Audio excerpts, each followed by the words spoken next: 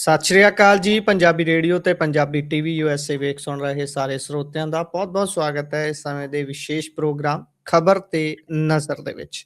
ਖਬਰ ਤੇ ਨਜ਼ਰ ਪ੍ਰੋਗਰਾਮ ਦੇ ਵਿੱਚ ਦੇਸ਼ ਵਿਦੇਸ਼ ਦੇ ਨਾਲ ਜੁੜੀਆਂ ਹੋਈਆਂ ਕਈ ਅਹਿਮ ਖਬਰਾਂ ਦੇ ਉੱਪਰ ਮਾਰੀ ਦੀ ਹੈ ਨਜ਼ਰ ਤੇ ਉਹਨਾਂ ਖਬਰਾਂ ਦਾ ਵਿਸ਼ਲੇਸ਼ਣ ਕਰਨ ਦੇ ਲਈ ਸਾਥ ਹੁੰਦਾ ਹੈ ਸੀਨੀਅਰ ਪੱਤਰਕਾਰ ਮਿੰਟੂ ਗੁਰੂਸਰੀਆ ਜੀ ਦਾ। ਸੋ ਕਰਦੇ ਹਾਂ ਉਹਨਾਂ ਦਾ ਪ੍ਰੋਗਰਾਮ ਦੇ ਵਿੱਚ ਸਵਾਗਤ।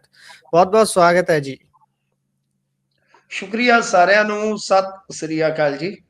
ਸਤਿ ਸ਼੍ਰੀ ਅਕਾਲ ਜੀ। ਸੋ ਅੱਜ ਦੇ ਪ੍ਰੋਗਰਾਮ ਦੇ ਸਪਾਂਸਰਸ ਨੇ ਖਾਲਸਾ ਇੰਸ਼ੋਰੈਂਸ। ਲੰਬੇ ਸਮੇਂ ਤੋਂ ਇੰਸ਼ੋਰੈਂਸ ਦੇ ਖੇਤਰ ਦੇ ਵਿੱਚ ਸੇਵਾਵਾਂ ਨਿਭਾ ਰਹੇ ਨੇ। ਤੁਸੀਂ ਵੀ ਸੰਪਰਕ ਕਰ ਸਕਦੇ ਹੋ ਕਿਸੇ ਵੀ ਤਰ੍ਹਾਂ ਦੀ ਇੰਸ਼ੋਰੈਂਸ ਲੈਣ ਦੇ ਲਈ। ਇੰਸ਼ੋਰੈਂਸ ਦੇ ਬਾਬਤ ਸਲਾਹ ਮਸ਼ਵਰਾ ਕਰਨ ਦੇ ਲਈ ਨੰਬਰ ਹੈ 408 272 2500।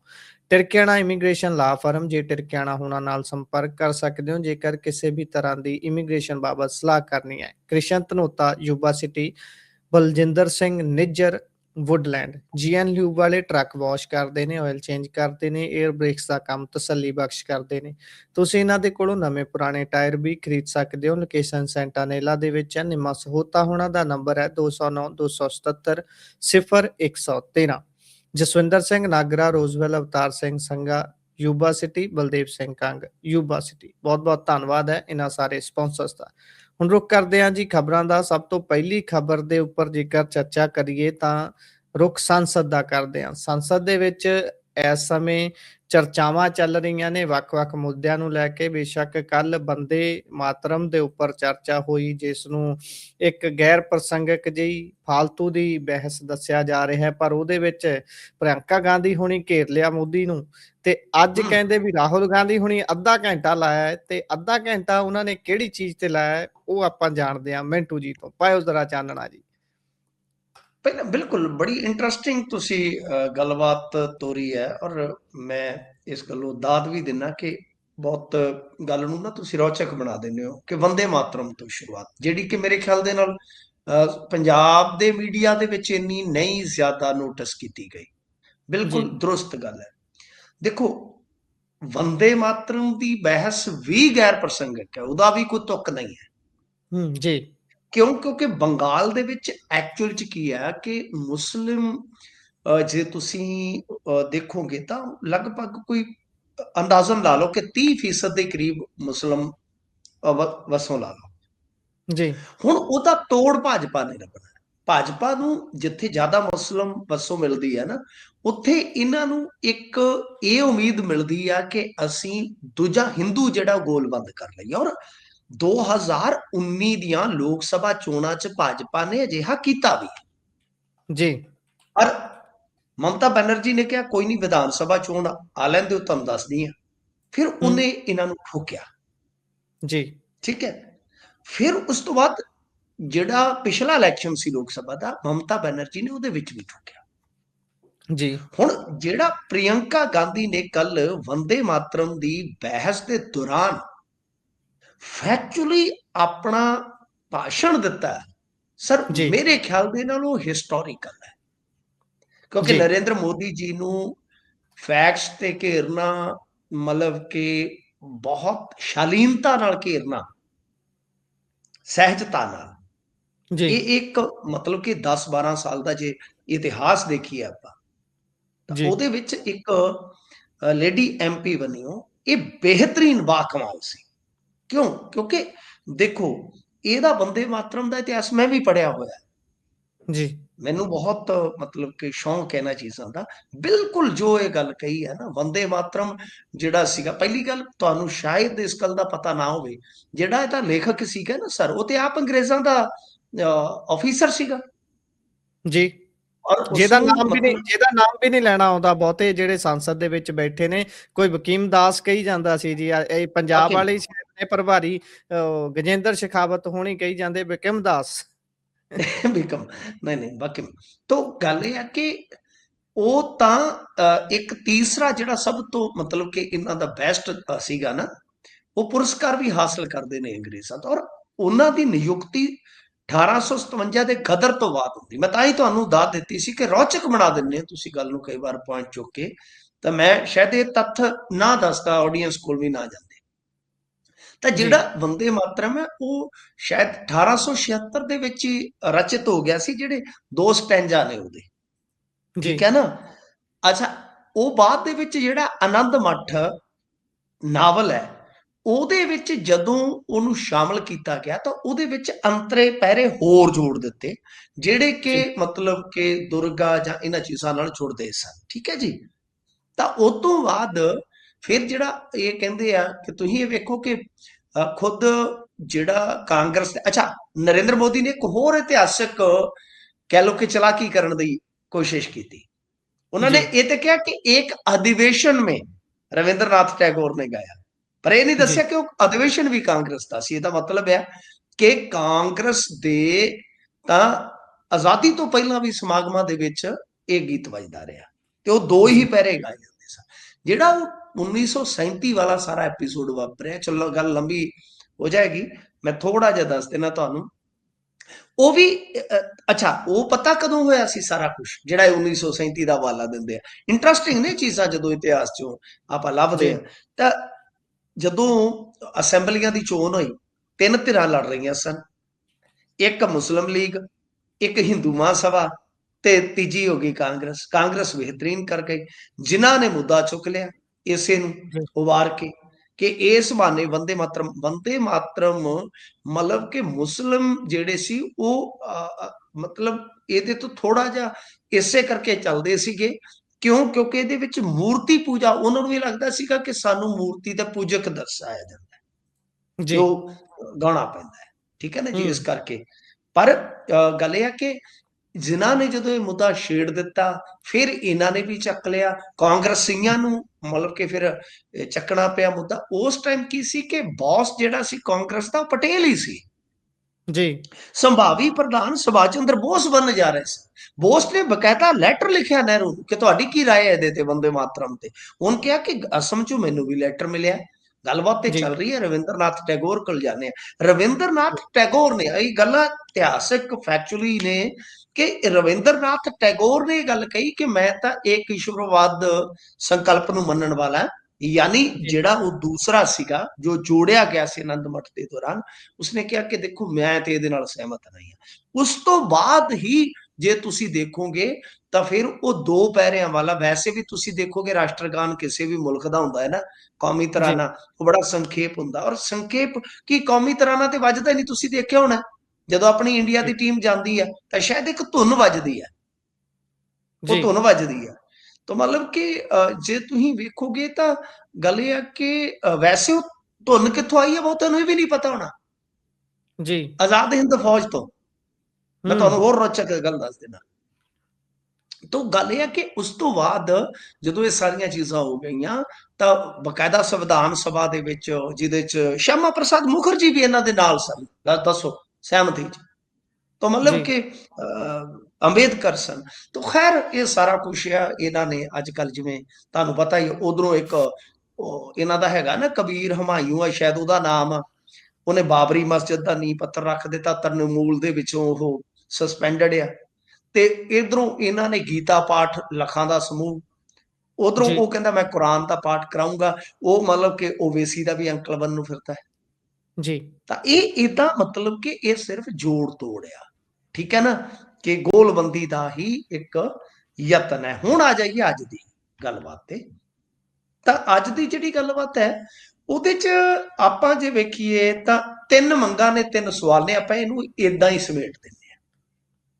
ਜੀ, ਜੋ ਗੱਲ ਕਹਿ ਰਹੇ ਆ ਰਾਹੁਲ ਗਾਂਧੀ ਕਿ ਮਸ਼ੀਨ ਰੀਡੇਬਲ ਵੋਟਰ ਲਿਸਟ ਸਾਰੀਆਂ ਰਾਜਨੀਤਿਕ ਪਾਰਟੀਆਂ ਨੂੰ ਬਈ 1 ਮਹੀਨਾ ਪਹਿਲਾਂ ਦਿਓ, ਪਹਿਲੀ ਜੀ, ਮੰਗ।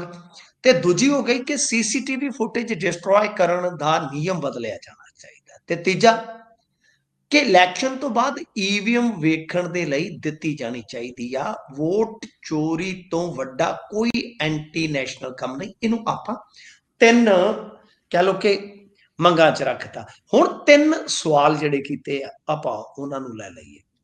ਜੀ, ਉਹ ਕਹਿੰਦੇ ਆ ਕਿ ਤੁਸੀਂ ਇਹ ਦੱਸੋ ਕਿ ਚੋਣ ਕਮਿਸ਼ਨਰ ਦੀ ਨਿਯੁਕਤੀ ਚੋਂ ਜੀ, ਸੀਜੇਆਈ ਨੂੰ ਕਿਉਂ ਬਾਹਰ ਕੀਤਾ ਗਿਆ। ਇੱਥੇ ਇਹਨਾਂ ਦੇ ਕੋਲ ਭਾਰਤੀ ਜਨਤਾ ਪਾਰਟੀ ਕੋਲ ਕੋਈ ਜਵਾਬ ਨਹੀਂ, ਕਿਉਂਕਿ ਸੁਪਰੀਮ ਕੋਰਟ ਨੇ ਬਕਾਇਦਾ ਇੱਕ ਰੂਲਿੰਗ ਦੇਤੀ ਸੀ ਕਿ ਚੀਫ ਜਸਟਿਸ ਆਫ ਇੰਡੀਆ ਨੂੰ ਬਿਠਾਇਆ ਜਾਣਾ ਚਾਹੀਦਾ ਵਿੱਚ, ਯਾਨੀ ਇੱਕ ਪ੍ਰਧਾਨ ਮੰਤਰੀ, ਇੱਕ ਚੀਫ ਜਸਟਿਸ ਆਫ ਇੰਡੀਆ ਤੇ ਇੱਕ ਹੋ ਗਿਆ ਵਿਰੋਧੀ ਧਿਰ ਦੇ ਆਗੂ। ਪਰ ਇਹਨਾਂ ਨੇ ਅਮੈਂਡਮੈਂਟ ਕਰਕੇ ਕਹਿ ਲਓ ਕਿ ਸੀਜੀਆਈ ਨੂੰ ਬਾਹਰ ਕਰਕੇ ਇੱਕ ਕੈਬਨਿਟ ਵਜ਼ੀਰ ਫਿੱਟ ਕਰਤਾ। ਠੀਕ ਹੈ ਜੀ, ਇਹ ਸਾਫ਼ ਹੋ ਗਿਆ। ਫਿਰ ਇੱਕ ਇਹਨਾਂ ਨੇ ਸਵਾਲ ਚੁੱਕਿਆ ਕਿ ਦਸੰਬਰ 23 ਤੋਂ ਜਿਹੜਾ ਕਾਨੂੰਨ ਬਦਲਿਆ ਗਿਆ ਕਿ ਚੋਣ ਕਮਿਸ਼ਨਰ ਦੇ ਖਿਲਾਫ ਕਾਰਵਾਈ ਨਹੀਂ ਕੀਤੀ ਜਾ ਸਕਦੀ। ਇਹ ਵੀ ਤੁਹਾਨੂੰ ਯਾਦ ਹੋਣਾ ਹੈ ਕਿ ਨਰਿੰਦਰ ਮੋਦੀ ਹੋਰਾਂ ਨੇ ਇੱਕ ਇਮਿਊਨਿਟੀ ਦੇ ਦਿੱਤੀ ਆ, ਕੋਈ ਵੀ ਚੋਣ ਕਮਿਸ਼ਨਰ, ਮਤਲਬ ਕਿ ਉਹਨੂੰ 7 ਖੂਨ ਮਾਫ ਵਾਲਾ ਹਿਸਾਬ ਕਿਤਾਬ ਆ ਕਿ ਜੋ ਮਰਜ਼ੀ ਕਰੇ ਉਹਦੇ ਖਿਲਾਫ ਮੁਕੱਦਮਾ ਨਹੀਂ ਹੋਏਗਾ। ਤਾਂ ਇਹਨਾਂ ਨੇ ਇਸ ਤਰ੍ਹਾਂ ਮਤਲਬ ਕਿ ਤੀਸਰਾ ਸਵਾਲ ਪੁੱਛਿਆ ਕਿ ਇਲੈਕਸ਼ਨ ਦੇ 45 ਦਿਨ ਬਾਅਦ ਸੀਸੀਟੀਵੀ ਫੁਟੇਜ ਕਿਉਂ ਡਿਲੀਟ ਕੀਤੇ ਗਏ। ਸੋ ਗੱਲ ਇਹ ਆ ਕਿ ਇਸ ਤੋਂ ਵੀ ਅੱਗੇ ਜੇ ਆਪਾਂ ਵੇਖੀਏ ਤੇ ਅੱਜ ਦੀ ਬਹਿਸ ਦੇ ਵਿੱਚ ਕੁਝ ਜਿੱਦਾਂ ਸਪਾ ਦੇ ਲੀਡਰ ਆ ਅਖਿਲੇਸ਼ ਯਾਦਵ ਜੀ, ਉਹ ਬੋਲੇ ਨੇ, ਟੀਐਮਸੀ ਵਾਲੇ ਕਲਿਆਣ ਬਨਰਜੀ ਅਤੇ ਮਨੀਸ਼ ਤਿਵਾੜੀ ਬਹੁਤ ਸੋਹਣਾ ਬੋਲੇ ਨੇ, ਆਪਣੇ ਪੰਜਾਬੀ ਲੀਡਰ ਨੇ, ਕਿ 12 ਰਾਜਾਂ ਦੇ ਵਿੱਚ ਐਸਆਈਆਰ ਗੈਰ ਕਾਨੂੰਨੀ ਹੈ। ਮੈਂ ਇਹਦੇ ਤੇ ਅੱਗੇ ਵੀ ਗੱਲ ਕਹਿ ਚੁੱਕਾ ਵਾਂ ਕਿ ਜੇ ਤੁਸੀਂ ਪੀਪਲ ਨੁਮਾਇੰਦਗੀ ਐਕਟ ਪੜ੍ਹੋਗੇ, ਤੁਸੀਂ ਲੋਕਾਂ ਦੇ ਲੋਕ ਨੁਮਾਇੰਦਗੀ ਐਕਟ ਪੜ੍ਹੋਗੇ ਤਾਂ ਤੁਹਾਨੂੰ ਕਿਤੇ ਵੀ ਐਸਆਈਆਰ ਨਹੀਂ ਮਿਲੇਗੀ। ਤੋਂ ਗੱਲ ਇਹ ਆ ਕਿ ਇਹ ਸਾਰਾ ਕੁਛ ਹੈ ਜਿਹੜਾ ਅੱਜ ਬਹਿਸ ਦਾ ਵਿਸ਼ਾ ਬਣਿਆ। ਤੇ ਗੱਲ ਤੁਹਾਡੀ ਬਿਲਕੁਲ ਦਰੁਸਤ ਹੈ, ਜਿੱਥੋਂ ਤੁਸੀਂ ਸ਼ੁਰੂ ਕੀਤੀ ਸੀ ਕਹਾਣੀ ਕਿ ਕੋਈ ਸਮਾਂ ਸੀ ਜਦੋਂ ਸਦਨ ਦੇ ਵਿੱਚ ਮੋਦੀ ਸਾਹਿਬ ਕੇ ਜਲਵੇ ਹੋਇਆ ਕਰਦੇ ਸੀ। ਅੱਜ ਕੱਲ ਥੋੜੀ ਜਿਹੀ ਤਸਵੀਰ ਬਦਲੀ ਜ਼ਰੂਰ ਹੈ। ਜੀ, ਇਸ ਤੋਂ ਅੱਗੇ ਜੇਕਰ ਚਲੀਏ ਤਾਂ ਗੱਲ ਪੰਜਾਬ ਦੀ ਕਾਂਗਰਸ ਦੀ ਕਰ ਲੈਂਦੇ ਆ। ਬੀਤੇ ਦਿਨੀ ਬੀਬੀ ਸਿੱਧੂ ਹੁਣੀ ਪੰਜਾਬ ਦੇ ਵਿੱਚ ਬਿਆਨ ਦਿੰਦੇ ਨੇ 500 ਕਰੋੜ ਵਾਲਾ, ਤੇ ਉਸ ਤੋਂ ਬਾਅਦ ਜੋ ਕੁਝ ਹੋਇਆ ਉਹ ਸਭ ਨੇ ਵੇਖਿਆ ਤੇ ਸੁਣਿਆ ਹੈ। ਤੇ ਹੁਣ ਇਸ ਮਾਮਲੇ ਦੇ ਵਿੱਚ ਪਟਾਕੇ ਦਰ ਪਟਾਕੇ ਪੈਂਦੇ ਹੀ ਜਾਂਦੇ ਨੇ ਜੀ। ਅੱਗੇ ਤੋਂ ਅੱਗੇ ਕੀ ਹੋਊਗਾ, ਹੁਣ ਕਿੱਧਰ ਨੂੰ ਗੋਲੀ ਤੁਰੂਗੀ ਗੱਲ? ਚੱਲਦੀ ਰਹਿੰਦੀ ਢਿੱਲੋਂ ਪੈਣ ਪਟਾਕੇ ਵੇ। ਮੁਹੰਮਦ ਸਦੀਕ ਦੇ ਨਾ ਕਦੋਂ ਗਾਣੇ ਚ ਕਹਿੰਦੇ ਗੋਲੀ ਚੱਲਦੀ ਰਹਿੰਦੀ ਢਿੱਲੋਂ ਪੈਣ ਪਟਾਕੇ ਵੇ। ਢਿੱਲੋਂ ਲਿਖਾਰੀ ਸੀ ਭੁੱਖਿਆਂ ਵਾਲੇ ਪਿੰਡ ਦਾ, ਭੁੱਖਿਆਂ ਵਾਲੀ ਦੀ ਕਬੱਡੀ ਦੀ ਟੀਮ ਬਹੁਤ ਵਧੀਆ ਹੁੰਦੀ ਸੀ ਜੀ ਤੋਂ ਖੈਰ ਗੱਲ ਇਹ ਹੈ ਕਿ ਪਟਾਕੇ ਵਾਕਿਆ ਪੈਂਦੇ। ਉਹ ਟੈਚੀ ਕਾਹਦਾ ਖੁੱਲਿਆ, ਜੀ ਗਾਨੀ ਕਾਹਦੀ ਦਿੱਤੀ ਮੈਂ ਪਵਾੜਾ ਪਾ ਲਿਆ। ਤਾਂ ਮਤਲਬ ਕਿ ਉਹ ਟੈਚੀ ਕਾਹਦੀ ਖੁੱਲੀ ਆ ਕਿ ਬਿਲਕੁਲ ਪੰਗਾ ਪੈ ਗਿਆ। ਹੁਣ ਦੇਖੋ ਬੀਬੀ ਸਿੱਧੂ ਬਾਰੇ ਤੇ ਅੱਜ ਕਾਂਗਰਸ ਦੇ ਇੱਕ ਲੀਡਰ ਬੋਲ ਰਹੇ ਸਨ ਕਿ ਬੀਬੀ ਹੋ ਗਈ ਆ ਬਿਨਾਂ ਵਰੇਕੋਂ, ਤਾਂ ਬਾਈ ਇਹਨੂੰ ਤੇ ਹੁਣ ਕਾਨੂੰਨੀ ਕਾਰਵਾਈ ਰਾਹੀਂ ਰੋਕਾਂਗੇ। ਜੀ ਤੇ ਦੂਜੇ ਪਾਸੇ ਜੇ ਤੁਸੀਂ ਦੇਖੋਗੇ ਤਾਂ ਬੀਬੀ ਸਿੱਧੂ, ਸੁਖੀ ਸਿੱਧੂ ਨੇ ਜੋ ਨੋਟਿਸ ਦਿੱਤਾ ਉਹਦੇ ਜਵਾਬ ਚ ਉਹ ਕਹਿੰਦੀ ਕਿ ਮੇਰੇ ਕੋਲ ਸਬੂਤ ਹੈ, ਦੇਵੇ ਨੋਟਿਸ। ਬੀਬੀ ਤੇ ਅੱਜ ਕੱਲ ਬਾਈ ਬੋਲਣ ਨਹੀਂ ਦਿੰਦੀ ਕਿਸੇ ਨੂੰ। ਅੱਛਾ, ਇਸ ਤੋਂ ਇਲਾਵਾ ਉਸਨੇ ਰਾਜਾ ਵੜਿੰਗ ਦੇ ਖਿਲਾਫ ਤੇ ਏਡਾ ਤਗੜਾ ਮੋਰਚਾ ਖੋਲ ਦਿੱਤਾ ਕਿ ਇਹ ਸੀਐਮ ਦੇ ਤਲਵੇ ਚੜਦਾ ਹੈ। ਜੀ ਤੇ ਇਹਦੇ ਕੇਸ ਜਿਹੜੇ ਆ ਉਹ ਮਾਨ ਕਿਉਂ ਨਹੀਂ ਖੋਲ ਕੇ ਗ੍ਰਿਫਤਾਰ ਕਰਦਾ, ਸਵਾਲ ਵੀ ਕਰਦੀ ਹੈ ਬੀਬੀ। ਫਿਰ ਸੁਖੀ ਰੰਧਾਵਾ ਤੇ ਫੇਰ ਵਰਦੀ ਆ ਕਿ ਬਈ ਇਹ ਤੇ ਟਿਕਟਾਂ ਰਾਜਸਥਾਨ ਚ ਜਾ ਕੇ ਵੇਚ ਆਇਆ। ਮਤਲਬ ਕਿ ਕੋਈ ਨੋਟਿਸ ਦਾ ਡਰ ਨਹੀਂ, ਕੋਈ ਕੁਝ ਨਹੀਂ, ਕੋਈ ਲੈਣਾ ਨਹੀਂ, ਕੋਈ ਦੇਣਾ ਨਹੀਂ। ਮਤਲਬ ਪ੍ਰਤਾਪ ਸਿੰਘ ਬਾਜਵਾ, ਉਹ ਕਰਨਵੀਰ ਬੁਰਜ ਦੇ, ਤੁਹਾਨੂੰ ਪਤਾ ਹੀ ਹੈ, ਤਰਨਤਾਰਨ ਜ਼ਿਮਨੀ ਚੋਣ ਲੜੀ ਸੀ। ਕਰਨਵੀਰ ਬੁਰਜ ਨੂੰ ਇਹਨਾਂ ਕਿਹਾ ਕਿ ਪੈਸੇ ਲੈ ਕੇ ਟਿਕਟ ਦਿੱਤੀ ਆ। ਕਰਨਵੀਰ ਬੁਰਜ ਕਹਿੰਦਾ ਕਿ ਨਹੀਂ ਨਹੀਂ ਨਹੀਂ ਐਸਾ ਕੁਛ ਨਹੀਂ। ਬੀਬੀ ਕਹਿੰਦੀ ਇਹਦਾ ਵੀ ਸਬੂਤ ਹੈ ਕਿ ਜਿਹੜੇ ਗੰਡੀਵਿੰਡ ਵਾਲੇ ਹੈਗੇ ਆ ਰਾਣੇ ਹੋਰੀ, ਉਹ ਕਿਉਂ ਗਏ ਭਾਜਪਾ ਚ। ਤੇ ਉਹਨੇ ਰਾਣੇ ਨੇ ਵੀ ਪ੍ਰੈਸ ਕਾਨਫਰੰਸ ਕਰਕੇ ਤਸਦੀਕ ਕਰ ਦਿੱਤਾ ਕਿ ਹਾਂਜੀ ਮੇਰੇ ਤੋਂ ਪੈਸੇ ਮੰਗੇ ਗਏ ਸਨ, ਪਰ ਕਿਹੜੇ ਲੀਡਰ ਨੇ ਮੰਗੇ ਸਨ ਕੋਈ ਪਤਾ ਨਹੀਂ। ਮਤਲਬ ਅੱਜ ਜਿਹੜੇ ਕੈਪਟਨ ਅਮਰਿੰਦਰ ਸਿੰਘ ਦੀ ਟੀਮ ਦੇ ਵਿੱਚ ਆ ਪ੍ਰਿਤਪਾਲ ਸਿੰਘ ਬਲੀਏਵਾਲ, ਉਹਨਾਂ ਨੇ ਫੇਰ ਇੱਕ ਚੂਚਰੀ ਛੇੜ ਦਿੱਤੀ ਕਿ ਬਈ ਇੱਕ ਮੀਟਿੰਗ ਚੱਲੀ ਜਾਂਦੀ ਸੀ ਜਿਹਦੇ ਵਿੱਚ ਮੁੱਖ ਮੰਤਰੀ ਸਾਹਿਬ ਬੈਠੇ ਸਨ, ਜ਼ਾਰਾ ਜੀ ਗੱਲ ਹੈ ਕਿ ਕੈਪਟਨ ਸਾਹਿਬ, ਕਿ ਉਸ ਦਰਮਿਆਨ ਰਾਣਾ ਗੁਰਜੀਤ ਸਿੰਘ ਇੱਕ ਮੁੱਦਾ ਚੁੱਕਦੇ ਆ, ਐਸਐਸਪੀ ਪੱਧਰ ਦਾ ਕੋਈ ਤਬਾਦਲਾ ਹੋਇਆ ਕਿ ਮਨੀ ਫॉर ਟ੍ਰਾਂਸਫਰ ਦਾ ਮਾਮਲਾ, ਤੇ ਉੱਥੇ ਸੁਖਜਿੰਦਰ ਸਿੰਘ ਰੰਧਾਵਾ ਤੇ ਇਹਨਾਂ ਦੀ ਆਪਸ ਦੇ ਵਿੱਚ ਝੜਪ ਹੁੰਦੀ ਹੈ ਤੇ ਉਸ ਤੋਂ ਬਾਅਦ ਦੋਨਾਂ ਨੂੰ ਬਾਹਰ ਭੇਜ ਦਿੱਤਾ ਜਾਂਦਾ। ਸੋਚ ਕੇ ਦੇਖੋ ਤੁਸੀਂ ਕਿਸ ਤਰ੍ਹਾਂ ਦੀਆਂ ਐਂਟਰੀਆਂ ਹੋ ਰਹੀਆਂ ਨੇ ਜੀ। ਗੱਲ ਹੀ ਛੱਡ ਦਿਓ ਤੁਸੀਂ। ਪ੍ਰਤਾਪ ਸਿੰਘ ਬਾਜਵਾ ਕਹਿੰਦੇ ਜੀ ਕਿ ਬੀਬੀ ਨੂੰ ਇਲਾਜ ਦੀ ਜ਼ਰੂਰਤ ਹੈ। ਗੰਡੀਵਿੰਡ ਵਾਲੇ ਜਿਹੜੇ ਆ ਉਹ ਤੇ ਬਾਈ ਉਹ ਫਿਰ ਥੋੜਾ ਦੱਸਦੇ ਆ ਕਿ ਜਦੋਂ ਛੱਡਣਾ ਹੋਵੇ ਤੇ ਤੁਹਾਨੂੰ ਪਤਾ ਨੁਕਸ ਲੱਭਦੇ ਆ ਇੱਕ ਦੂਜੇ ਦੇ ਵਿੱਚ, ਯਾਨੀ ਮੀਆਂ ਬੀਬੀ ਦੇ ਵਿੱਚ ਫਿਰ ਨੁਕਸ ਦੇਖਣ ਲੱਗ ਪੈਂਦੇ ਆ। ਤਾਂ ਗੱਲ ਇਹ ਹੈ ਕਿ ਇੰਨਾ ਕੁਛ ਚੱਲ ਰਿਹਾ ਹੈ ਨਾ ਗੁਰਪ੍ਰੀਤ, ਕਿ ਭਾਈ ਕੱਲੇ ਕੱਲੇ ਬਿਆਨ ਨੂੰ ਤੇ ਯਾਦ ਰੱਖਣਾ ਵੀ ਔਖਾ ਹੋ ਰਿਹਾ ਸਾਡੇ ਵਾਸਤੇ, ਜਿਵੇਂ ਨਲਾਇਕ ਬੱਚੇ ਵਾਸਤੇ ਤੁਹਾਨੂੰ ਪਤਾ ਰੱਟਾ ਮਾਰ ਕੇ ਉੱਤਰ ਯਾਦ ਕਰਨੇ ਔਖੇ ਹੋ ਜਾਂਦੇ ਆ। ਇੰਨਾ ਕਾਂਗਰਸ ਦੇ ਵਿੱਚ ਘਮਸਾਨ ਆ। ਅੱਛਾ, ਜੀ, ਇੱਕ ਚੀਜ਼ ਹੋਰ ਹੋ ਗਈ ਕਿ ਹੁਣ ਬੀਬੀ ਸਿੱਧੂ ਦੇ ਖਿਲਾਫ ਵੀ ਮੋਰਚਾ ਖੁੱਲਦਾ ਨਜ਼ਰ ਆ ਰਿਹਾ ਹੈ। ਤੁਹਾਨੂੰ ਜੀ, ਯਾਦ ਹੋਣਾ ਮਿੱਠੂ ਇਹਨਾਂ ਦਾ ਬਹੁਤ ਨੇੜਲਾ ਬੰਦਾ ਸੀ, ਕਾਉਂਸਲਰ ਸੀ। ਇਹਦਾ ਨਾਂ ਜਿਹੜਾ ਗੂੰਜਿਆ ਸੀ ਜਦੋਂ ਦੁਸਹਿਰੇ ਵਾਲਾ ਕਾਂਡ ਹੋਇਆ, ਯਾਦ ਹੋਣਾ ਤੁਹਾਨੂੰ। ਜੀ, ਮਿੱਠੂ ਅੱਜ ਕੱਲ ਹੈ ਜ਼ਿਲ੍ਹਾ ਪ੍ਰਧਾਨ ਤੇ ਦੂਜੀ ਵਾਰ ਕਾਉਂਸਲਰ ਬਣਿਆ ਵਾ।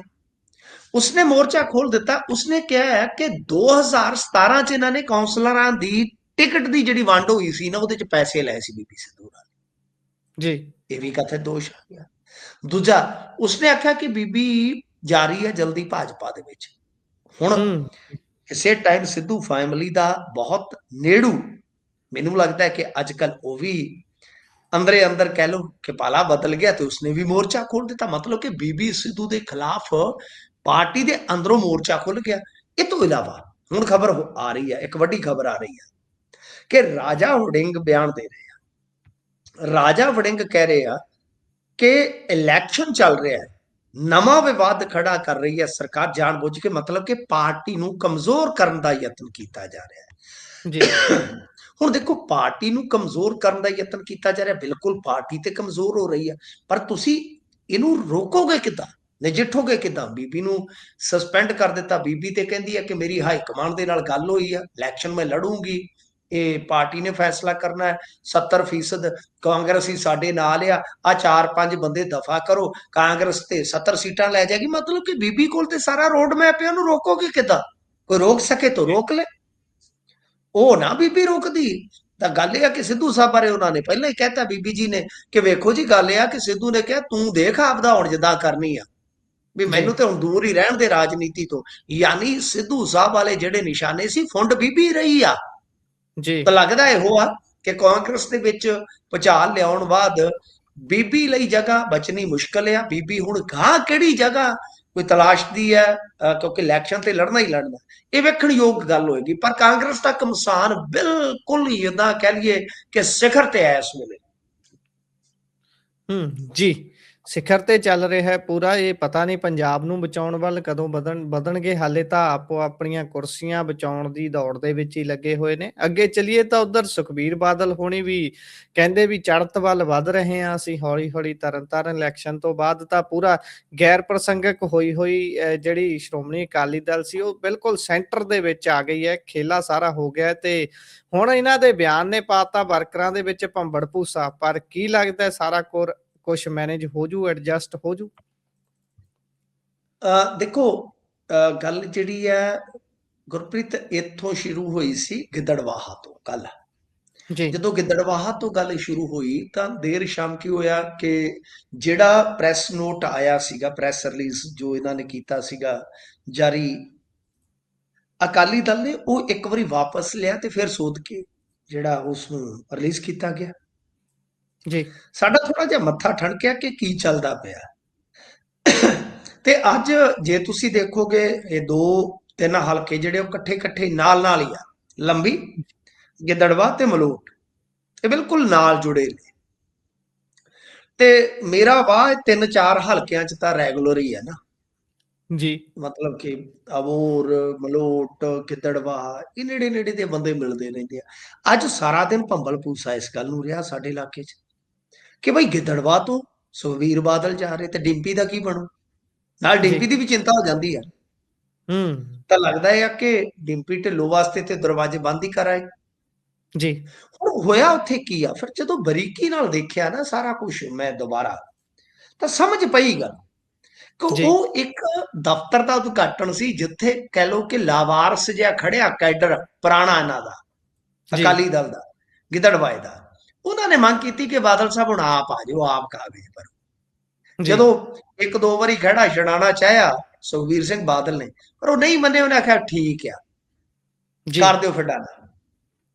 ਪਰ ਜੇ ਤੁਸੀਂ ਇਹਨਾਂ ਦਾ ਪ੍ਰੈਸ ਰਿਲੀਜ਼ ਦੇਖੋਗੇ ਤਾਂ ਉਹਦੇ ਵਿੱਚ ਕੀ ਲਿਖਿਆ ਕਿ ਗਿੱਦੜਵਾਹਾ ਤੋਂ ਵੀ ਚੋਣ ਲੜਨਗੇ ਜੀ, ਸੁਖਬੀਰ ਸਿੰਘ ਵੀ, ਬਾਦਲ। ਹੁਣ ਗੱਲ ਅਸਲ ਦੇ ਵਿੱਚ ਪਤਾ ਕੀ ਆ, ਕਿ ਹੁਣ ਜ਼ਿਆਦਾ ਤੇ ਇਸ ਮਾਮਲੇ 'ਚ ਇਹ ਸਪਸ਼ਟੀਕਰਨ ਵੀ ਨਹੀਂ ਦੇ ਸਕਦੇ। ਉਹਦੇ 'ਚ ਕੀ ਹੁੰਦਾ ਹੈ ਕਿ ਜਿਹੜਾ ਇਲੈਕਸ਼ਨ ਲੜਨ ਦਾ ਐਲਾਨ ਵਗੈਰਾ ਫੈਸਲਾ ਹੁੰਦਾ ਨਾ, ਉਹ ਕਰਦੀ ਹੈ ਪੀਏਸੀ।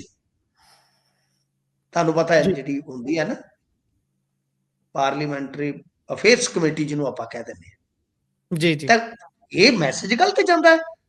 ਜੀ, ਇਸ ਕਰਕੇ ਅਕਾਲੀ ਦਲ ਨੇ ਇੱਕ ਸਸਪੈਂਸ ਛੱਡ ਕੇ ਤੇ ਚੁੱਪੀ ਧਾਰ ਲਈ। ਜੀ, ਪਰ ਜਦੋਂ ਹੁਣ ਥੋੜਾ ਜਿਹਾ ਅੱਗੇ ਜਾ ਕੇ ਆਪਾਂ ਪਤਾ ਕਰਦੇ ਹਾਂ ਕਿ ਵਿਚਾਲਿਓ ਗੱਲ ਆਪਾਂ ਨੂੰ ਜਿਹੜੀ ਹੈ ਕੋਈ ਸਪਸ਼ਟ ਦਿਖਾਈ ਦਿੰਦੀ ਹੈ ਜਾਂ ਨਹੀਂ ਦਿੰਦੀ ਹੈ, ਤਾਂ ਉਹਦੇ ਚੋਂ ਇੱਕ ਗੱਲ ਸਾਫ਼ ਹੈ ਕਿ ਗਿੱਦੜਵਾਹਾ ਤੋਂ ਲੜੂਗਾ ਇਹਨਾਂ ਦਾ ਹੀ ਜੀ, ਚਾਹੇ ਤਾਂ ਉਹ ਜੀ, ਮਨਪ੍ਰੀਤ ਬਾਦਲ ਹੋਵੇ, ਚਾਹੇ ਉਹ ਭਾਜਪਾ ਬੰਨਿਓ ਆ ਜਾਏ, ਚਾਹੇ ਉਹ ਅਕਾਲੀ ਦਲ ਬੰਨਿਓ ਆ ਜਾਏ। ਜੇ ਮੰਨ ਲਓ ਗੱਠਜੋੜ ਹੁੰਦਾ ਤਾਂ ਚਾਹੇ ਉਹ ਭਾਜਪਾ ਬੰਨਿਓ ਆ ਜਾਏ, ਕੋਈ ਪ੍ਰੋਬਲਮ ਨਹੀਂ। ਜੀ, ਜਾਂ ਉਹ ਘਰ ਵਾਪਸੀ ਕਰ ਜਾਵੇ ਤਾਂ ਕੋਈ ਪ੍ਰੋਬਲਮ ਨਹੀਂ। ਜੀ, ਠੀਕ ਹੈ ਨਾ ਜੀ। ਜਾਂ ਫਿਰ ਸੁਖਬੀਰ ਸਿੰਘ ਬਾਦਲ ਦੇ ਲੜਕੇ ਦੀ ਪੜ੍ਹਾਈ 1 ਸਾਲ ਦੀ ਬਾਕੀ ਆ, ਜੀ, ਤਾਂ ਕੀ ਅਨੰਤਵੀਰ ਸਿੰਘ ਆ ਸਕਦਾ? ਪਰ ਸੁਖਬੀਰ ਸਿੰਘ ਬਾਦਲ ਬਾਰੇ ਅਕਾਲੀ ਸਫਾ ਚੋਂ ਜਿੰਨੀ ਕੁ ਸਾਨੂੰ ਜਾਣਕਾਰੀ ਹਾਸਲ ਹੋਈ ਆ ਕਿ ਸੁਖਬੀਰ ਸਿੰਘ ਬਾਦਲ ਲੰਬੀ ਤੋਂ ਲੜਨਗੇ, ਜੀ, ਲੰਬੀ ਤੋਂ ਲੜਨਗੇ।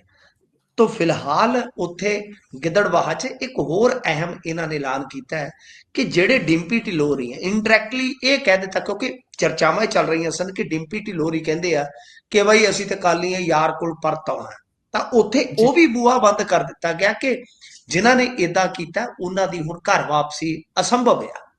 ਤਾਂ ਜੀ, ਖੈਰ, ਮੇਰਾ ਜਿੰਨਾ ਕੁ ਅੰਦਾਜ਼ਾ ਵੀ ਆ, ਜਿੰਨੀ ਕੁ ਸੂਝ-ਬੂਝ ਆ ਕਿ ਬਈ ਇਲੈਕਸ਼ਨ ਤੇ ਦੋਨਾਂ ਥਾਵਾਂ ਤੋਂ ਹੀ ਲੜੂਗਾ ਬਾਦਲ ਪਰਿਵਾਰ, ਜੀ, ਗਿੱਦੜਬਾਹੇ ਤੋਂ ਵੀ ਤੇ ਲੰਬੀ ਤੋਂ ਵੀ।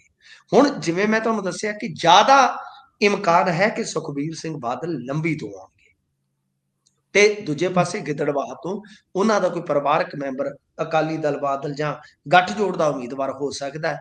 ਬਾਕੀ ਹਾਲੇ ਬੜੀਆਂ ਦੂਰ ਦੀਆਂ ਗੱਲਾਂ ਨੇ ਗੁਰਪ੍ਰੀਤ। ਠੀਕ ਹੈ ਜੀ। ਸੁਖਬੀਰ ਸਿੰਘ ਬਾਦਲ ਐਂ ਕਰਦੇ ਹੁੰਦੇ 6 ਮਹੀਨੇ ਸਾਲ ਪਹਿਲਾਂ ਹੀ ਝੋਲਾ ਲੈ ਕੇ ਕੰਡਕਟਰਾਂ ਨੂੰ ਟਿਕਟਾਂ ਕੱਟਣ ਲੱਗ ਜਾਂਦੇ ਹੁੰਦੇ ਆ, ਤੇ ਬਾਅਦ ਦੇ ਜੀ, ਵਿੱਚ ਨਿਕਲਦਾ ਕੱਖ ਨਹੀਂ ਹੈ। ਸੋ ਫਿਲਹਾਲ ਇਹਨਾਂ ਦੀ ਜਿਹੜੀ ਇਹ ਨਜ਼ਰ ਆ, ਉਹ ਕੁਝ ਖਾਸ ਕਹਿ ਲਓ ਕਿ ਸੀਟਾਂ ਤੇ ਹੈਗੀ ਆ ਕਿ ਜਿੱਥੇ ਕੰਮ ਐ ਕਰਦੀ ਹੈ ਸੈੱਟ। ਜੇ ਤੁਸੀਂ ਹੁਣ ਵਿਰਸਾ ਸਿੰਘ ਵਲਟੋਆ ਮਾਮਲੇ 'ਚ ਦੇਖੋ ਕਿ ਉੱਥੇ ਕੀ ਹੋ ਰਿਹਾ, ਵਿਰਸਾ ਜੀ, ਸਿੰਘ ਵਲਟੋਆ ਦਾ ਯਤਨ ਇਹ ਆ ਕਿ ਕੈਰੋਂ ਫੈਮਿਲੀ ਜਿਹੜੀ ਹਾਸ਼ੀਅਤ ਹੈ ਬਿਲਕੁਲ ਪਿੱਛੇ ਧੱਕ ਦਿੱਤੀ ਜਾਵੇ, ਤੇ ਜੀ, ਉਸ ਤੋਂ ਜੀ, ਬਾਅਦ ਠੀਕ ਹੈ ਮੁੰਡੇ ਨੂੰ ਵੀ ਟਿਕਟ ਤੇ ਆਪ ਨੂੰ ਵੀ ਟਿਕਟ ਦੇ ਕੇ 2 ਥਾਵਾਂ ਤੋਂ, ਤੇ 1-2 ਜਿਹੜੀਆਂ ਉੱਥੇ ਤਰਨਤਾਰਨ ਦੇ ਵਿੱਚ ਸੀਟਾਂ ਨੇ ਉੱਥੋਂ ਨਜ਼ਦੀਕੀਆਂ ਨੂੰ ਲੜਾ ਕੇ ਬਿਲਕੁਲ ਜ਼ਿਲ੍ਹਾ ਹੀ ਆਪਣੇ ਪੱਧਰ ਤੇ ਸੈੱਟ ਕਰ ਦਿੱਤਾ ਜਾਵੇ। ਤਾਂ ਮਤਲਬ ਕਿ ਜੀ, ਬਥੇਰਾ ਕੁਛ ਹੈ, ਜੋੜ ਤੋੜ ਹੁਣ ਤੋਂ ਸ਼ੁਰੂ ਨੇ, ਪਰ ਫਾਈਨਲੀ ਕੀ ਹੋਏਗਾ ਆਉਣ ਵਾਲਾ ਸਮਾਂ ਦੱਸੇਗਾ। ਜੀ। ਦੇਖਦੇ ਹਾਂ ਕੀ ਉਥਲ-ਪੁਥਲ ਹੁੰਦੀ ਹੈ। ਵੈਸੇ ਪਾਰਲੀਮੈਂਟਰੀ ਅਫੇਅਰ ਕਮੇਟੀ ਵਾਲੀ ਤੁਸੀਂ ਜਿਹੜੀ ਗੱਲ ਆਖੀ ਹੈ, ਇੱਥੇ ਤਾਂ ਆਪ ਹੀ ਸੁਪਰੀਮੋ, ਆਪ ਹੀ ਸਾਰਾ ਕੁਝ ਨੇ। ਕਿਹੜਾ ਟਾਈਮ ਉਹ ਲਾਉਂਦੇ ਨਹੀਂ ਨੇ, ਹੈ ਤੇ ਸਿੱਧਾ ਫਿਰ ਤੋਂ ਖਾਨਾ ਐਲਾਨ ਹੀ ਪੂਰਤੀ ਤੇ ਕਰਨਾ। ਹੁੰਦੀ ਹੈ ਨਾ, ਫਿਰ ਜੀ, ਜੀ। ਲੋਕ ਲੱਜਾ ਤੇ ਹੁੰਦੀ ਹੈ ਨਾ। ਹੁਣ ਤੁਸੀਂ ਤੇ ਸਿੱਧਾ ਹੀ ਚੱਲ ਪਏ ਹੋ। ਜੀ, ਅੱਗੇ ਚੱਲਦੇ ਹਾਂ ਜੀ। ਭਾਜਪਾ ਨੇ ਲਾਇਆ ਜੀ ਕਹਿੰਦੇ ਟੈਕਸ ਅੱਤਵਾਦ ਦੇ ਦੋਸ਼। ਇਹ ਭਾਜਪਾ ਟੈਕਸ ਦੋਸ਼ ਕਿਹਦੇ ਤੇ ਲਾਈ ਜਾਂਦੀ ਹੈ ਇਹੋ ਜਿਹੇ? ਇਹ ਉੱਥੇ ਹੀ ਲਾਉਂਦੀ ਆ ਜਦੋਂ ਸੂਬਿਆਂ ਦੇ ਵਿੱਚ ਇਹਨਾਂ ਦੀ ਸਰਕਾਰ ਨਾ ਹੋਵੇ ਗੁਰਪ੍ਰੀਤ ਜੀ, ਉੱਥੋਂ ਇਹਨਾਂ ਨੂੰ ਬਹੁਤ ਲੋਕਲ ਮੁੱਦੇ ਮਿਲਦੇ ਆ, ਤੇ ਜੀ, ਉਹਦਾ ਨਹੀਂ ਇਹ ਗੌਲ ਦੀ ਸਟੇਟਾਂ ਦੇ ਵਿੱਚ ਕੀ ਹਾਲਤ ਆ। ਅੱਛਾ, ਗੱਲ ਇਹ ਆ ਕਿ ਇਹਨਾਂ ਨੇ ਜੋ ਦੋਸ਼ ਲਾਏ ਆ, ਜਿਹੜੇ ਇਹਨਾਂ ਦੇ ਅਨਿਲ ਸਰੀਨ ਜੀ ਆ, ਜੀ, ਅੱਛੇ ਵਿਅਕਤੀ ਨੇ। ਮੈਂ ਇਹਨਾਂ ਨੂੰ ਅੱਛਾ ਇਸ ਕਰਕੇ, ਤੁਹਾਨੂੰ ਪਤਾ ਮੈਂ ਅੱਛਾ ਕਹਿ ਦਿੰਦਾ ਹੁੰਦਾ ਚਾਹੇ ਕੋਈ ਵੀ ਹੋਵੇ ਜਿਹਦੇ 'ਚ ਕੁਆਲਿਟੀ ਆ, ਮਤਲਬ ਕਿ ਪੜ੍ਹੇ ਲਿਖੇ ਇਨਸਾਨ ਨੇ ਤੇ ਪੇਸ਼ੇਵਰ ਬੰਦੇ ਆ, ਬਹੁਤ ਸਲੀਕੇ ਨਾਲ ਬੋਲਦੇ। ਮੈਂ ਡਿਬੇਟ ਵਗੈਰਾ 'ਚ ਇਹਨਾਂ ਦੇ ਨਾਲ ਆਇਆ ਵੀ ਆ ਤੇ ਦੇਖਿਆ ਵੀ ਇਹਨਾਂ ਨੂੰ ਅਕਸਰ। ਖੈਰ, ਇਹ ਹੈਗੇ ਆ ਜਨਰਲ ਸੈਕਟਰੀ। ਤਾਂ ਇਹਨਾਂ ਨੇ ਇੱਕ ਦਾਅਵਾ ਕੀਤਾ ਹੈ ਕਿ ਰਾਜ ਸਰਕਾਰ ਦੇ ਜਿਹੜਾ ਐਕਸਾਈਜ਼ ਤੇ ਟੈਕਸੇਸ਼ਨ ਡਿਪਾਰਟਮੈਂਟ ਆ, ਉਹਨਾਂ ਵੱਲੋਂ ਵਪਾਰੀਆਂ ਤੇ ਉਦਯੋਗਪਤੀਆਂ ਨੂੰ ਵਸੂਲੀ ਦਾ ਇੱਕ ਸੰਦ ਬਣਾ ਦਿੱਤਾ ਗਿਆ ਜੀ, ਕਿ ਇਸ ਵਜ੍ਹਾ ਨਾਲ ਰਾਜ ਦਾ ਜਿਹੜਾ ਉਦਯੋਗਿਕ ਮਾਹੌਲ ਆ, ਉਹ ਡਰ ਅਤੇ ਦਬਾਅ ਦੇ ਵਿੱਚ ਘਿਰ ਗਿਆ। ਚੰਡੀਗੜ੍ਹ 'ਚ ਬਕਾਇਦਾ ਇਹਨਾਂ ਨੇ ਪ੍ਰੈਸ ਕਾਨਫਰੰਸ ਕੀਤੀ ਆ। ਇਹਨਾਂ ਨੇ ਦੋਸ਼ ਲਾਇਆ ਕਿ ਟੈਕਸ ਡਿਪਾਰਟਮੈਂਟ ਦੇ ਅਧਿਕਾਰੀਆਂ ਨੂੰ ਮਹੀਨੇ ਦੇ ਵਿੱਚ ਘੱਟ ਤੋਂ ਘੱਟ 4 ਨਿਰੀਖਣ ਕਰਨ ਦਾ ਹੁਕਮ ਹੋਇਆ ਤੇ ਹਰ ਨਿਰੀਖਣ ਦੇ ਵਿੱਚ 8 ਤੋਂ 10 ਲੱਖ ਰੁਪਏ ਦੀ ਵਸੂਲੀ ਦਾ ਟਾਰਗੇਟ ਦਿੱਤਾ ਗਿਆ ਹੈ। ਤਾਂ ਦੇਖੋ ਗੱਲ ਗੁਰਪ੍ਰੀਤ ਜੀ ਪਤਾ ਕੀ ਆ, ਮੈਂ ਇਸ ਗੱਲ ਦੀ ਪੁਸ਼ਟੀ ਤੇ ਨਹੀਂ ਕਰਦਾ, ਇਹਨਾਂ ਕੋਲ ਦਸਤਾਵੇਜ਼ ਹੋਣਗੇ। ਪਿਛਲੇ ਦਿਨੀ ਮੇਰੇ ਨਾਲ ਕੋਈ ਵਿਅਕਤੀ ਬੈਠਾ ਸੀਗਾ ਤੇ ਕਹਿ ਲਓ ਕਿ ਅਫਸਰਸ਼ਾਹੀ ਦੇ ਵਿੱਚ, ਉਸਨੇ ਕਿਹਾ ਕਿ ਟਰਾਂਸਪੋਰਟ ਦੇ ਇੱਕ ਅਹੁਦੇ ਦੇ ਅਧਿਕਾਰੀਆਂ ਨੂੰ ਪੂਰੇ ਪੰਜਾਬ 'ਚ 1 ਮਹੀਨੇ ਦਾ 1 ਕਰੋੜ ਦਾ ਟਾਰਗੇਟ ਆ ਕਿ ਸਰਕਾਰ ਦੇ ਖਜ਼ਾਨੇ 'ਚ ਲਿਆਓ, ਜਿੱਦਾਂ ਮਰਜ਼ੀ ਲਿਆਓ। ਕਿ ਜੀ, ਟਾਰਗੇਟ ਤਾਂ ਹੈਗੇ। ਮੈਂ ਇਸ ਬਾਰੇ ਨਹੀਂ ਕਹਿੰਦਾ ਕਿ ਕਿੰਨੀ ਵਸੂਲੀ ਚੱਲ ਰਹੀ ਆ, ਉਦਯੋਗਾਂ ਦਾ ਕੀ ਹਾਲ ਹੈ, ਮੈਨੂੰ ਅਫਸਰਸ਼ਾਹੀ 'ਚੋਂ ਕਿਸੇ ਬੰਦੇ ਨੇ ਦੱਸਿਆ। ਜੀ, ਤਾਂ ਮਤਲਬ ਕਿ ਇਹ ਆਪਣੇ ਆਪ ਦੇ ਵਿੱਚ ਇੱਕ ਬੜਾ ਵੱਡਾ ਸਵਾਲ ਆ ਕਿ ਦੇਖੋ ਇਹ ਚੀਜ਼ਾਂ ਜਿਹੜੀਆਂ ਹੁੰਦੀਆਂ ਨੇ, ਇੰਸਪੈਕਟਰੀ ਰਾਜ ਬਣ ਜਾਂਦਾ ਹੈ ਕਿ ਇੰਸਪੈਕਸ਼ਨ ਦੇ ਨਾਮ ਤੇ ਤੁਸੀਂ ਕੰਮ ਕਰਨ ਹੀ ਨਹੀਂ ਦਿਓਗੇ, ਸੰਘੀ ਜੀ, ਕੁੱਟੀ ਜਾਓਗੇ ਤੇ ਅਖੀਰ ਪਲਾਇਨ, ਹਿੰਦੀ 'ਚ ਪਲਾਇਨ ਬੋਲਦੇ, ਆਪਾਂ ਕਹਿੰਦੇ ਹਿਜਰਤ, ਕਿ ਫਿਰ ਜੀ, ਉਦਯੋਗ ਉੱਥੋਂ ਭੱਜਣਾ ਸ਼ੁਰੂ ਹੋ ਜਾਂਦਾ ਹੈ। ਤੇ ਇਹ ਚੀਜ਼ਾਂ ਭਾਜਪਾ ਨੂੰ ਸੂਟ ਕਰ ਰਹੀਆਂ ਨੇ। ਪਤਾ ਨਹੀਂ ਜੀ, ਕਿਉਂ ਭਾਜਪਾ ਵਾਸਤੇ ਹਰ ਸਰਕਾਰ ਦੀ ਨਾਕਾਮੀ ਬਹੁਤ ਵਧੀਆ। ਹੁਣ ਤੁਸੀਂ ਮੈਨੂੰ ਇਹ ਗੱਲ ਦਾ ਜਵਾਬ ਦਿਓ, ਮੈਂ ਤੁਹਾਨੂੰ ਵਾਰ-ਵਾਰ ਕਹਿੰਦਾ ਹੁੰਦਾ ਕਿ ਕਾਂਗਰਸ ਟੁੱਟੇਗੀ, ਫਾਇਦਾ ਕਿਸ ਨੂੰ ਹੋਣਾ ਹੈ? ਭਾਜਪਾ ਜੀ, ਨੂੰ। ਜੀ, ਜੀ, ਅਕਾਲੀ ਉਤਲ-ਪੁਤਲ ਦਾ ਸ਼ਿਕਾਰ ਹੋਣਗੇ, ਜ਼ਿਆਦਾ ਫਾਇਦਾ ਹੋ ਜਾਏਗਾ ਆਮ ਆਦਮੀ ਪਾਰਟੀ ਨੂੰ। ਅੱਜ ਦੀ ਘੜੀ ਤੁਸੀਂ ਵੇਖੋ ਕਿ ਭਾਜਪਾ ਵਾਲੇ ਸਪੋਰਟ ਕਰ ਰਹੇ ਹੈ ਇਨਡਾਇਰੈਕਟਲੀ ਬੀਬੀ ਜੀ ਦੇ ਬਿਆਨਾਂ ਨੂੰ। ਜੀ, ਤੋ ਜੀ, ਇਸ ਕਰਕੇ ਮੈਂ ਬਲੀਏਵਾਲ ਜੀ ਦੀ ਮਿਸਾਲ ਦੇ ਕੇ ਕਹਿ ਰਿਹਾ। ਤੋ ਇਹ ਚੀਜ਼ਾਂ ਹਨ ਕਿ ਇਸ ਵੇਲੇ ਜੇ ਆਪਾਂ ਦੇਖੀਏ ਤਾਂ ਜਿੰਨਾ ਇਹ ਕੰਮ ਕਰਨਗੇ, ਕਰ ਤੇ ਦਿੱਲੀ ਵਾਲਿਆਂ ਦੇ ਇਸ਼ਾਰੇ ਤੇ ਰਹੇ ਨੇ, ਇਹਦੇ ਵਿੱਚ ਕੀ ਲੁਕਾ ਆ। ਪਰ ਉਹ ਮਾਹੌਲ ਜਿਹੜਾ ਹੈ, ਤੁਹਾਨੂੰ ਪਤਾ ਹੈ ਉਦਯੋਗਪਤੀ ਜਿਹੜਾ ਹੁੰਦਾ ਹੈ ਨਾ, ਉਹਨੇ ਕੌਮੀ ਪੱਧਰ ਤੇ ਦੇਖਣੀ ਹੁੰਦੀ ਹੈ ਪੋਲਿਟਿਕਸ, ਕਿ ਕੌਮੀ ਪੱਧਰ ਤੇ ਸਾਡਾ ਕੌਣ ਹੋ ਸਕਦਾ ਹੈ। ਤਾਂ ਫਿਰ ਤੁਸੀਂ ਦੇਖ ਲਓ 29 ਤੱਕ ਉੱਤੇ ਸਰਕਾਰ ਆ ਤੇ ਅਗਲਾ ਕਹਿੰਦਾ ਕਿ ਕੋਈ ਗੱਲ ਨਹੀਂ, ਤੇ ਲੁਧਿਆਣਾ ਉਦਯੋਗਿਕ ਸ਼ਹਿਰ ਆ, ਰਵਨੀਤ ਬਿੱਟੂ ਉੱਥੋਂ ਆਉਂਦੇ ਆ। ਫਰਜ਼ ਕਰੋ ਕੱਲ ਨੂੰ ਰਵਨੀਤ ਬਿੱਟੂ ਨੂੰ ਹੋਰ ਵੀ ਪਾਵਰ ਦੇ ਦਿੱਤੀ ਜਾਂਦੀ ਆ ਪੰਜਾਬ ਦੇ ਵਿੱਚ, ਤੇ ਉਹ ਜਿਹੜੇ 3-4 ਆਪਣੇ ਉਦਯੋਗਿਕ ਸ਼ਹਿਰ ਆ, ਉਹਨਾਂ ਦੇ ਵਿੱਚ ਜਾ ਕੇ ਗੋਲਬੰਦੀ ਸਟਾਰਟ ਕਰ ਦਿੰਦੇ ਆ ਕਿ ਕੋਈ ਗੱਲ ਨਹੀਂ, ਅਸੀਂ ਬੈਠੇ ਆ। ਤੇ ਅਫਸਰਸ਼ਾਹੀ ਤਾਂ ਤੁਹਾਨੂੰ ਪਤਾ ਆਉਣ ਵਾਲੇ ਦਿਨਾਂ 'ਚ ਇਹ ਤੇ ਨਿਊਟਰਲ ਹੋ ਜਾਏਗੀ, ਗੇਅਰ ਇਹਦੇ ਨਿਕਲ ਜਾਣੇ। ਤਾਂ ਤੁਸੀਂ ਸੋਚ ਕੇ ਦੇਖੋ ਕਿ ਉਹਦਾ ਫਾਇਦਾ ਕਿਸ ਨੂੰ ਹੋ ਸਕਦਾ। ਇਸ ਵਾਸਤੇ ਜੀ, ਮੇਰੇ ਖਿਆਲ ਦੇ ਨਾਲ ਇਹ ਜਿਹੜੀ ਸਾਡੀ ਸਰਕਾਰ ਆ, ਠੀਕ ਆ, ਕਿਸੇ ਨੂੰ ਤੁਸੀਂ ਬੇਲਗਾਮ ਵੀ ਨਹੀਂ ਛੱਡ ਸਕਦੇ, ਪਰ ਲਗਾਮ ਕੱਸਣ ਦੇ ਨਾਮ ਤੇ ਤੁਸੀਂ ਕਿਸੇ ਦਾ ਰੁਜ਼ਗਾਰ, ਕਿਸੇ ਦਾ ਧੰਦਾ ਚੌਪਟ ਕਰਨ ਦੇ ਕਿਨਾਰੇ ਤੇ ਪਹੁੰਚ ਜਾਓ ਤਾਂ ਉਹ ਵੀ ਗਲਤ ਜੀ, ਆ। ਜੀ, ਬਿਲਕੁਲ। ਇਸ ਤੋਂ ਅੱਗੇ ਜੇਕਰ ਆਪਾਂ ਗੱਲ ਕਰੀਏ ਤਾਂ ਉਧਰ ਬੀਡੀਪੀਓ ਬਲਜੀਤ ਕੌਰ ਦਾ ਤਬਾਦਲਾ ਹੋ ਗਿਆ। ਇਹ ਉਹੀ ਬੀਬੀ ਨਹੀਂ ਜਿਹੜੇ ਕਹਿੰਦੇ ਸੀ ਵੀ ਭਾਈ ਵਿਰੋਧੀਆਂ ਨੂੰ ਤਾਂ ਲੱਭ ਹੀ ਨਹੀਂ ਰਹੇ ਕੈਂਡੀਡੇਟ? ਹੁਣ ਇਹਨਾਂ ਨੂੰ ਵੀ ਕੋਈ ਜਗ੍ਹਾ ਨਹੀਂ ਲੱਭਣੀ ਜਦੋਂ ਤੱਕ ਕੋਡ ਆਫ ਕੰਡਕਟ ਲੱਗਾ ਬਹਿਣ ਲਈ। ਜੀ, ਗੱਲ ਇਹ ਆ ਕਿ ਬੀਬੀ ਜੀ ਤੁਹਾਨੂੰ ਪਤਾ ਹੀ ਆ, ਜਿਸ ਤਲਖ ਲਹਿਜੇ 'ਚ ਬੋਲ ਰਹੇ ਸੀਗੇ, ਇਹਨਾਂ ਦਾ ਲਹਿਜਾ ਤਲਖ ਰਹਿੰਦਾ ਹੈ ਤੇ ਉਸ ਲਹਿਜੇ ਦੀ ਸਾਰੀ ਵੀਡੀਓਗ੍ਰਾਫੀ ਹੋ ਗਈ, ਪਤਾ ਲੱਗ ਗਿਆ ਕਿਸ ਤਰ੍ਹਾਂ ਐਸਐਚਓ ਨੂੰ ਕਹਿ ਰਹੇ ਆ, ਕਿਸ ਤਰ੍ਹਾਂ ਇਹ ਬੋਲ ਰਹੇ ਨੇ। ਤਾਂ ਮੇਰੇ ਖਿਆਲ ਦੇ ਨਾਲ ਇਹ ਸਲੀਕਾ ਠੀਕ ਨਹੀਂ ਹੈ ਗੁਰਪ੍ਰੀਤ। ਅਕਾਲੀਆਂ ਨੂੰ ਤੇ ਇਹ ਬੀਬੀ ਜੀ ਟੁੱਟ ਕੇ ਪੈਂਦੇ ਸੀ, ਲੇਖ ਲਿਖਦੇ ਹੁੰਦੇ ਸਨ। ਮੈਂ ਤਾਂ ਇਹਨਾਂ ਨੂੰ ਬਹੁਤ ਲੰਬੇ ਸਮੇਂ ਤੋਂ ਜਾਣਦਾ, ਲੰਬੀ ਵੀ ਰਹੇ ਨੇ, ਜੀ, ਮੈਂ ਤਾਂ ਬਹੁਤ ਲੰਬੇ ਸਮੇਂ ਤੋਂ ਜਾਣਦਾ ਇਹਨਾਂ। ਤੋ ਬੀਬੀ ਜੀ ਲੰਬੇ ਲੰਬੇ ਲੇਖ ਲਿਖਿਆ ਕਰਦੇ ਸਨ। ਜੀ, ਤੋ ਇਸ ਵਾਸਤੇ ਮੇਰੇ ਖਿਆਲ ਦੇ ਨਾਲ ਕਿ ਬਈ ਤੁਹਾਨੂੰ ਕਿਸੇ ਵੀ ਸਰਕਾਰ ਦੇ ਪ੍ਰਤੀ ਇੱਕ ਤੇ ਉਲਾਰਵਾਦੀ ਨਹੀਂ ਹੋਣਾ ਚਾਹੀਦਾ, ਤੇ ਦੂਜਾ ਹੈ ਕਿ ਸਰਕਾਰ ਗਲਤ ਕਰ ਰਹੀ ਹੈ ਤੇ ਤੁਸੀਂ ਉਹਦਾ ਗਲਤ ਮਤਲਬ ਕਿ ਹੋ ਕੇ ਸਾਥ ਦੇਣ ਦੀ ਥਾਂ ਤੇ ਤੁਹਾਨੂੰ ਤਾਂ ਚਾਹੀਦਾ ਕਿ ਤੁਸੀਂ ਸਹੀ ਕੰਮ ਕਰੋ। ਤਾਂ ਉਹ ਜੀ, ਤੁਸੀਂ ਵੀਡੀਓ ਸਾਰਿਆਂ ਨੇ ਦੇਖੀ ਹੋਣੀ ਆ, ਉਹਦੇ ਚ ਬੀਬੀ ਬਲਜੀਤ ਕੌਰ ਜੀ ਦਾ ਜਿਹੜਾ ਲਹਿਜ਼ਾ ਸੀਗਾ ਉਹ ਠੀਕ ਨਹੀਂ ਸੀ। ਫਿਰ ਉਹ ਤੁਹਾਨੂੰ ਪਤਾ ਕੋਡ ਆਫ ਕੰਡਕਟ ਲੱਗਾ, ਸ਼ਿਕਾਇਤਾਂ ਜੀ, ਵਕੈਤਾਂ ਹੋ ਜਾਂਦੀਆਂ ਨੇ ਅੱਜ ਕੱਲ੍ਹ। ਸੋ ਤਬਾਦਲਾ ਕਹਿ ਲਓ ਜਾਂ ਇਹਨਾਂ ਨੂੰ ਇੱਕ ਸਖਤੀ ਨਾਲ ਹੁਕਮ ਪਾਲਣ ਦਾ ਕਹਿ ਦਿੱਤਾ ਗਿਆ ਕਿ ਜਦ ਤੱਕ ਕੋਡ ਆਫ ਕੰਡਕਟ ਲੱਗਾ, ਚੋਣ ਨਹੀਂ ਹੋ ਜਾਂਦੀ, ਤਦ ਤੱਕ ਤੁਹਾਨੂੰ ਸੀਟ ਨਹੀਂ ਮਿਲੇਗੀ। ਉਧਰ ਕੈਪ ਲੱਗਿਆ ਇੰਡੀਗੋ ਦੇ ਉੱਪਰ, ਖਾਸਾ ਖਰਾਬ ਕਰ ਰਿਹਾ ਹੈ ਆਪਣੇ ਕਸਟਮਰਸ ਨੂੰ, ਤੇ ਪਰ ਬੇਅਸਰ ਹੈ ਉਹ ਕੈਪ ਲੱਗਾ ਹੋਇਆ ਵੀ ਕਹਿੰਦੇ। ਹਾਂਜੀ, ਕੈਪ ਦਾ ਮਤਲਬ ਹੁੰਦਾ ਕਿ ਇੱਕ ਹੱਦ, ਨਿਸ਼ਚਿਤ ਹੱਦ, ਜੀ, ਪਰ ਉਹ ਜੀ, ਕੈਪ ਕੂਪ ਦੀ ਪਰਵਾਹ ਹੀ ਨਹੀਂ ਕਰਦੇ ਇੰਡੀਗੋ ਵਾਲੇ, ਤੇ ਦੱਬੀ ਆਉਂਦੇ ਨੇ ਕੰਮ। ਤੁਸੀਂ ਜੀ, ਵੇਖੋ ਕਿ ਕੈਪ ਦੇ ਵਿੱਚ ਕੀ ਆ, ਕਿ ਇੱਕ ਮਿਸਾਲ ਲੈ ਲਓ ਤੁਸੀਂ ਕਿ ਜੇ ਆਪਾਂ ਗੱਲ ਕਰੀਏ ਕਿ ਅੰਮ੍ਰਿਤਸਰ ਤੇ ਚੰਡੀਗੜ੍ਹ 250 ਕਿਲੋਮੀਟਰ ਕੇ ਫਿਕਸ ਕਰ ਦਿੱਤਾ ਕਿ 10,000 ਲੱਗੂਗਾ, ਉਹ ਤਦ ਵੀ ਜੀ, 12 13 14 ਲਈ ਜਾਂਦੇ ਨੇ। ਤੇ ਇਹਦਾ ਮਤਲਬ ਹੂੰ, ਕਿ ਕੈਪ ਬੇਸ ਆ। ਉਹਦੇ ਚ ਵੀ ਕੀ ਆ ਕਿ ਇਹਨਾਂ ਨੇ ਨਾ ਇੱਕ ਘੁੰਡੀ ਲੱਭ ਲਈ ਇਹਦੇ ਚੋਂ। ਘੁੰਡੀ ਕਿਵੇਂ ਲੱਭੀ? ਕੁੰਡੀ ਇਹ ਲੱਭੀ ਕਿ ਮਤਲਬ ਜਦੋਂ ਇਹਨਾਂ ਨੇ ਕੈਪ ਲਾਈ ਤਾਂ ਜਿਹੜੀਆਂ ਕਨੈਕਟਡ ਫਲਾਈਟਾਂ ਹੁੰਦੀਆਂ ਨੇ ਜੀ, ਉਹ ਉਹਨਾਂ ਨੇ ਆਧਾਰ ਬਣਾ ਲਿਆ ਕਿ ਉਹਨਾਂ ਤੇ ਲਾਗੂ ਨਹੀਂ ਹੁੰਦੀ, ਉਹ ਤਦ ਵੀ ਕੰਮ ਦੱਬੀ ਆਉਂਦੇ ਆ। ਸੋ ਬਹੁਤ ਜੀ, ਬੁਰਾ ਹਾਲ ਆ। ਕੱਲ ਤੱਕ ਮੇਰੇ ਖਿਆਲ ਦੇ ਨਾਲ 4500 ਡੋਮੈਸਟਿਕ ਫਲਾਈਟ ਜਿਹੜੀ ਆ ਉਹ ਰੱਦ ਹੋ ਚੁੱਕੀ ਸੀ। ਇੱਥੋਂ ਤੱਕ ਹਾਲ ਆ ਗੁਰਪ੍ਰੀਤ ਜੀ ਕਿ ਅੰਮ੍ਰਿਤਸਰ ਕੱਲ ਮਤਲਬ ਕਿ ਜਮਾਵੜਾ ਲੱਗਾ ਹੋਇਆ ਸੀ ਲੋਕਾਂ ਦਾ ਇਸ ਗੱਲ ਨੂੰ ਲੈ ਕੇ ਕਿ ਸਾਡਾ ਸਮਾਨ ਤੇ ਲਿਆ ਦਿਓ ਵੀ ਜੀ। 4-5 ਦਿਨ ਹੋ ਗਏ ਅਸੀਂ ਤੇ ਭੌਂ ਕੇ ਆਪਦੇ ਘਰਾਂ ਨੂੰ ਵੀ ਚਲੇ ਗਏ, ਸਾਡਾ ਸਮਾਨ ਤੇ ਦੇ ਦਿਓ, ਰੱਬ ਦਾ ਵਾਸਤਾ ਹੈ। ਤਾਂ ਹੂੰ, ਗੱਲ ਇਹ ਆ ਕਿ ਰਿਫੰਡ ਵੀ ਇਹਨਾਂ ਨੇ ਬੇਸ਼ੱਕ ਕੀਤਾ ਪਰ ਹਾਲੇ ਰਿਫੰਡ ਦੀ ਰਕਮ ਜਿਹੜੀ ਆ 100% ਚਲੇ ਗਈ ਆ। ਇਹਦੇ ਤੇ ਵੀ ਕਿਤੇ ਨਾ ਕਿਤੇ ਸ਼ੱਕ ਹੈ।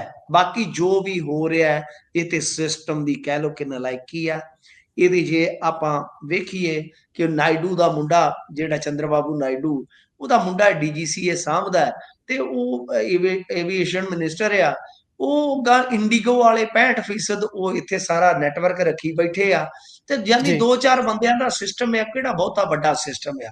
ਤੇ ਇਸ ਜੀ, ਕਰਕੇ ਇਸ ਸਿਸਟਮ ਦੀ ਜਿਹੜੀ ਨਲਾਇਕੀ ਲੋਕ ਬਰਦਾਸ਼ਤ ਕਰ ਰਹੇ ਨੇ ਤਾਂ ਇਹਦੇ ਵਿੱਚ ਨਰਿੰਦਰ ਮੋਦੀ ਦਾ ਕਾਰਪੋਰੇਟ ਮਾਡਲ ਔਰ ਖਾਸ ਤੌਰ ਤੇ ਕਹਿ ਲਓ ਕਿ ਇੱਕ ਨਿਰਪੱਖ ਮੁਕਾਬਲੇਬਾਜ਼ੀ ਤੋਂ ਰਹਿਤ ਜਿਹੜਾ ਕਾਰਪੋਰੇਟ ਮਾਡਲ ਆ ਉਸਨੇ ਹੀ ਇਹ ਰੰਗ ਦਿਖਾਏ ਆ। ਤਾਂ ਫਿਲਹਾਲ ਹੂੰ, ਹੁਣ ਜਿਹੜਾ ਐਵੀਏਸ਼ਨ ਮਿਨਿਸਟਰ ਆ ਉਹ ਕਹਿੰਦਾ ਕਿ ਬਈ ਗਰੋਥ ਚੰਗੀ ਆ, 5 에ਅਰਲਾਈਨਸ ਨਵੀਆਂ ਪਾ ਦਿਓ, ਹੁਣ ਪਾਈਆਂ ਜਾ ਸਕਦੀਆਂ ਮੌਕਾ। ਮੈਂ ਕਿਹਾ ਬਸ ਠੀਕ ਹੈ, ਤੁਹਾਡੇ ਕਹਿਣ ਦੀ ਦੇਰ ਆ। ਜਿਵੇਂ ਉਹ ਅਰੁਣਾ ਰਾਣੀ ਕਿਹੜੀ ਉਹ ਰਾਖੀ ਉਹ ਇੱਕ ਫਿਲਮ ਜੀ, 'ਚ ਉਹ ਕਹਿੰਦੀ ਹੈ ਮੇਰੇ ਕਰਨ ਅਰਜੁਨ ਆਏਗੇ। ਮੈਂ ਕਿਹਾ ਆ ਜਾਣਗੇ ਅਡਾਨੀ ਅੰਬਾਨੀ ਪਾ ਦੇਣਗੇ ਜੀ, ਜਹਾਜ਼। ਅਡਾਨੀ ਦੇ ਪਾਇਲਟ ਸਿਖਲਾਈ ਦੇਣ ਵਾਲੀ ਕੰਪਨੀ ਤੇ ਉਹ ਜਿਹੜੀ ਆ ਤੁਹਾਨੂੰ ਪਤਾ ਹੀ ਹੈ ਨਾ ਕਿ ਉਹ ਤੇ ਐਕਵਾਇਰ ਕਰ ਹੀ ਲਈ ਹੈ ਤਾਂ ਜਲਦੀ ਉਹ ਜੀ, ਜਹਾਜ਼ ਵੀ ਲੈ ਆਏਗਾ, ਚੜੇ ਫਿਰਿਓ। ਹੂੰ, ਤੋ ਇਹੋ ਜੀ ਹਾਲਤ ਬਣ ਗਈ ਹੈ। ਸਭ ਇਹਨਾਂ ਦੀ ਨਲਾਇਕੀ ਆ। ਇਸ ਨਪੁੰਸਕ ਸਿਸਟਮ ਦੀ ਇਹ ਦੇਣ ਆ ਕਿ ਹਜ਼ਾਰਾਂ ਬੰਦੇ ਜਿਹੜੇ ਆ ਹਜ਼ਾਰਾਂ ਤੁਸੀਂ ਦੇਖੋ ਲੜਕੀਆਂ ਪੈਡ ਨੂੰ ਤਰਸ ਰਹੀਆਂ, ਬੱਚੇ ਦੁੱਧ ਨੂੰ ਤਰਸ ਰਹੇ ਆ, ਬਜ਼ੁਰਗ ਦਵਾਈਆਂ ਨੂੰ ਤਰਸ ਰਹੇ ਆ। ਇਹਨਾਂ ਦਾ ਤਾਂ ਪਤਾ ਨਹੀਂ ਮਨ ਕਿਉਂ ਨਹੀਂ ਪਸੀਜਦਾ। ਔਰ ਮੈਨੂੰ ਤੇ ਸੁਪਰੀਮ ਕੋਰਟ ਤੇ ਵੀ ਹੈਰਾਨੀ ਹੁੰਦੀ ਹੈ ਕਿ ਮਾਮਲਾ ਗਿਆ ਤੇ ਉਹਨਾਂ ਨੇ ਮਾਮਲਾ ਹੀ ਨਹੀਂ ਸੁਣਿਆ ਹੈ। ਹੂੰ, ਜੀ। ਹੈਰਾਨੀ ਤਾਂ ਆਪੇ ਹੀ ਹੁੰਦੀ ਹੈ ਜਦੋਂ ਇੰਨੇ ਲੋਕ ਪਰੇਸ਼ਾਨ ਹੋ ਰਹੇ ਨੇ, ਤੰਗੀ ਚੱਲ ਰਹੇ ਨੇ, ਤਾਂ ਬਹੁਤ ਸਾਰੀਆਂ ਤਸਵੀਰਾਂ ਸਾਫ਼ ਹੁੰਦੀਆਂ ਨੇ ਕਿ ਕਿਹੜੀ ਅਥਾਰਟੀ ਕਿਹੋ ਜਿਹੀ ਭੂਮਿਕਾ ਨਿਭਾ ਰਹੀ ਹੈ ਆਪਣੇ ਪੱਧਰ ਦੇ ਉੱਪਰ। ਸੋ ਇੱਥੇ ਹੀ ਸਮਾਂ ਹੁੰਦਾ ਹੈ ਜੀ ਪ੍ਰੋਗਰਾਮ ਦਾ ਸਮਾਪਤ। ਤੁਸੀਂ ਜੁੜੇ ਜਾਣਕਾਰੀਆਂ ਸਾਂਝੀਆਂ ਕੀਤੀਆਂ, ਬਹੁਤ-ਬਹੁਤ ਧੰਨਵਾਦ ਜੀ।